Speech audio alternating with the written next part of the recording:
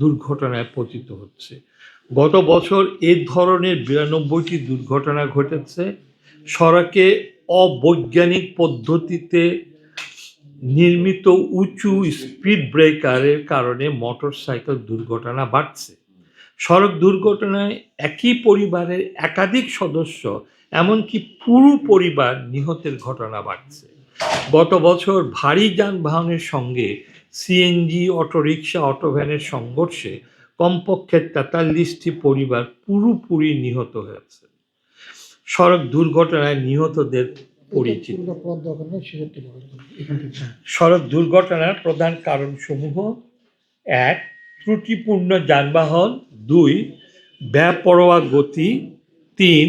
Overload, 4. চালকদের অদক্ষতা ও অসুস্থতা, 5. চালকদের বেতন কর্মঘণ্টা নির্দিষ্ট না থাকা, 6. ত্রুটিপূর্ণ সড়ক অবকাঠামো, 7. মহাসড়কে স্বল্পগতির যানবাহন চলাচল, 8. তরুণ যুবদের বেপরোয়া মোটরসাইকেল চালানো, 9. জনসাধারণের মধ্যে ট্রাফিক আইন না জানা ও না মানার প্রবণতা, 10. দুর্বল ট্রাফিক ব্যবস্থাপনা, 11. বিআরটি এর সক্ষমতা ও জবাবদিহির ঘাটতি, 12. আইন প্রয়োগ দুর্বলতা, 13. গণপরিবহন খাতে চাঁদাবাজি। সুপারিশ সমূহ: 1.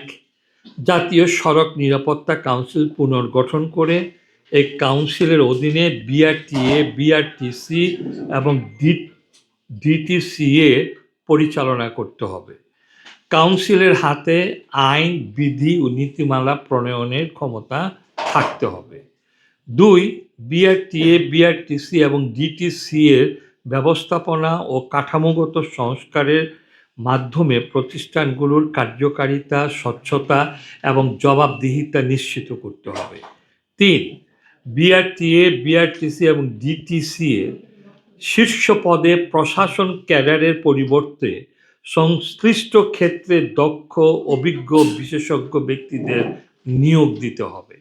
4. মোটরযানে integrated transport system, global positioning system এবং road traffic safety management system ইত্যাদি আধুনিক নিরাপত্তা প্রযুক্তির ব্যবহার বাধ্যতামূলক করতে হবে।